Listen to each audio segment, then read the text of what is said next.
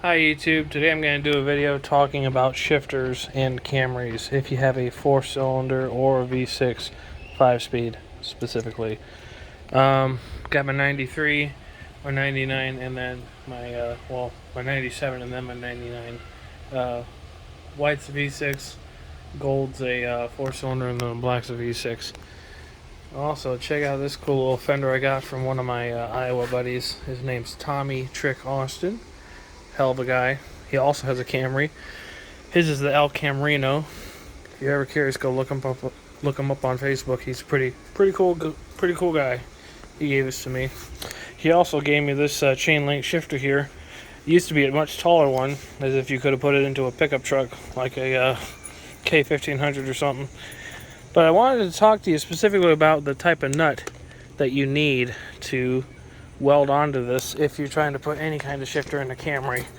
I put in the wrong nut, and I've now figured out the proper nut to use. So we're going to try it out for a 97 4-cylinder from Georgetown, Kentucky, and then a 99 6-cylinder from Georgetown, Kentucky as well. So needless to say, this nut here, I imagine it's a 1/2 inch, just like the other one, but it's a coarse thread instead of a fine thread. And I'm trying to focus here for you.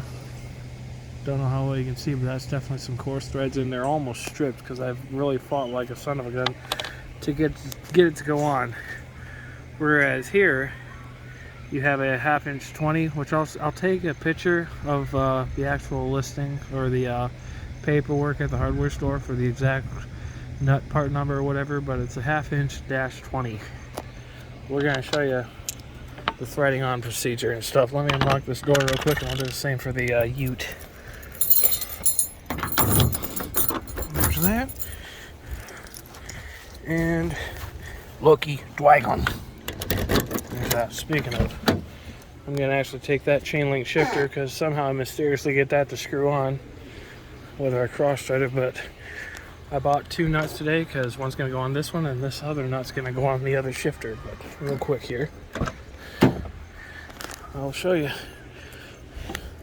Still waiting for a buyer.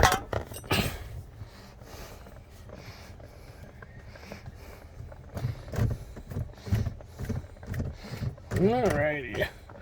So as you can see, I would definitely say that these right here are for sure fine threads, without a doubt. Put you back on a 1-time zoom. I don't know why I hold the camera this way. Normally I hold it this way, but for this reason I said hold it this way. Now the camera's on the bottom right instead of the top left. But as you can see, this one threads on a whole lot nicer. Yeah, there might be a little bit of slop. If I zoom in and let you watch again, it's a little slop, but even if you bottom it out, it's solid then. So now we'll back that out. We'll put on the regular one that I thought was right, but is actually not. So here's the shifter right here, and it's crooked as crap, and it stops immediately within the first thread. It doesn't even go 2 threads on, and it pretty much stops. So needless to say, we're just going to weld over this nut and she'll thread on a lot better. So okay, it's been confirmed. This shifter likes it, so that's cool. So really wasted my time taking it to the other one, but we gotta take the shifter out of the other one anyways. We'll just leave that guy there. Lock you up. Here's this guy. See, this is more recent. Take this one back off. Actually, this is the older one. This is the more recent one. Take this guy off. And once again, if you just look, set it up against, oh yeah, and maybe that'll be it. Just look at how screwed up the threads are. These were nylon nuts with the nylon rubber piece at the end to help secure the threads, but this time I just got regular nut. But yeah, I turned that coarse thread into a fine thread, and that's why this one threads in fairly easier, but that's gonna change. Here we go again. Just look at that. Just like butter, all the way down until it stops. So I can't wait to put the proper nut on, and then we'll be in real business for a really stiff shifter with plenty of foot-pounds, plenty of leverage, kind of like a cheater bar. The longer the shifter is, like the longer the breaker bar, the more leverage you have. Much more nicer.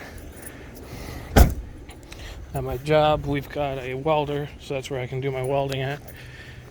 And now here we are in the 3rd gen. Opening up.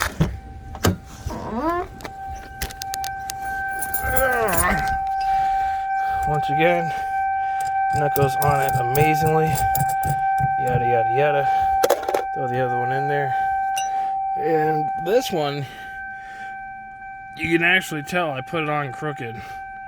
So that was my own screw up. But this one, fairly so to be on nice and straight. For the most part, maybe it's crooked too, but this one seems to screw on a little bit better.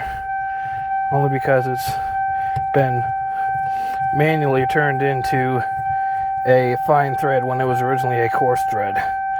But here we are. Oh yeah, look at that. Now I can slam some gears and pass people.